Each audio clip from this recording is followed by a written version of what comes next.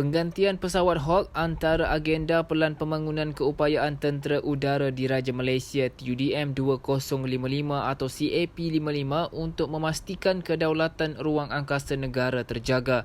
Pesawat Staf 1 Sistem Udara Markas Tentera Udara Perancangan dan Pembangunan, Lieutenant Kolonel Fazrul Azwan Mustafa berkata, TUDM kini sedang memberi fokus mendapatkan perolehan pesawat kategori Fighter Lead-In Trainer, Fleet atau Light Combat Aircraft LCA, iaitu platform tunggal dua tempat duduk dua fungsi yang seimbang dalam melaksanakan tugas operasi dan latihan.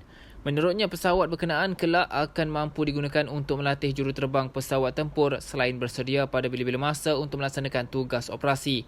Katanya CAP55 juga adalah inisiatif untuk menggantikan pesawat lama yang sudah mencapai tahap tidak ekonomi dari segi kos pengoperasian kerana membabitkan peruntukan semakin tinggi jika terus digunakan.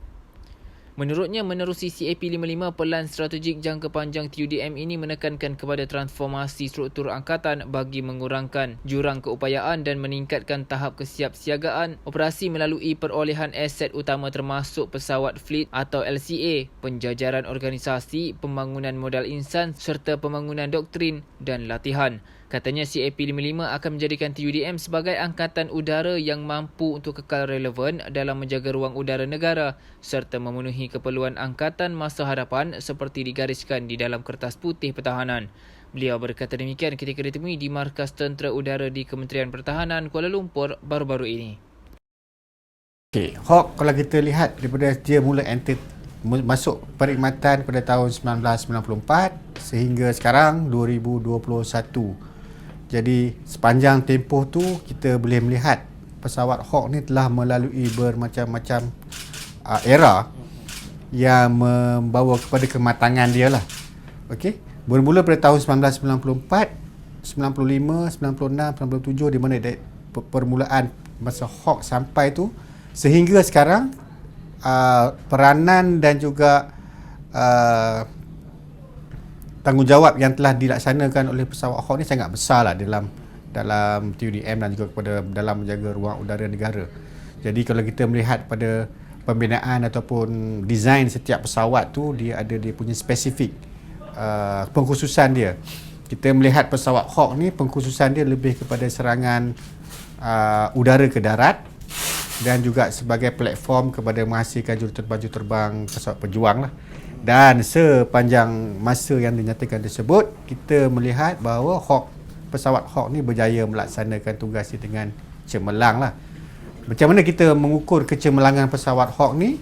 Hawk ni adalah satu-satunya pesawat yang lincah di ruang permainan dia tu adalah di kawasan ataupun low level ataupun penerbangan rendah. Kerana penerbangan rendah ni adalah complement dia punya capability dengan tactical punya consideration yang perlu ada pada pesawat tu. Jadi pesawat ni dia memang sangat agile kat low level. So role dia pun banyak low level.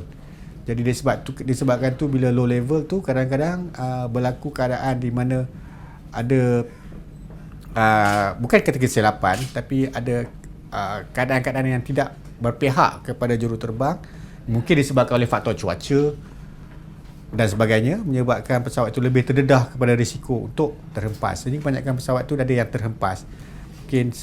Bukan disebabkan oleh ketidakmampuan juruterbang ataupun pesawat, tapi pendedahan dia kepada risiko itu lebih tinggi sebab dia terbang low level. Kenapa? Sebab dia is FGA, Fighter Ground Attack. CAP 55 ni adalah satu tag name yang digunakan oleh Air Force, CAP 55, Capability Development Plan ataupun Plan Pembangunan Keupayaan 2055 yang sehingga sekarang, daripada sekarang ni sampai 2055, satu plan pembangunan jangka panjang. So apa yang ditekankan dalam plan pembangunan jangka panjang ni adalah mengurangkan jurang keupayaan dan juga meningkatkan tahap kesiagaan pengoperasian pesawat.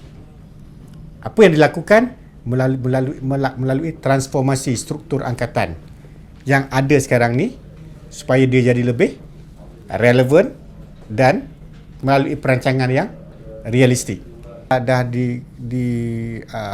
kerajaan telah bersetuju untuk meluaskan perolehan pesawat fleet LCA ni. Okay. Untuk RMK ke-12. Okay. Jadi TUDM sedang dalam proses untuk melaksanakan proses perolehan tu lah. Okay. bagi mendapatkan pesawat yang mampu untuk melaksanakan tugas latihan dan juga operasi dengan seimbang. Di samping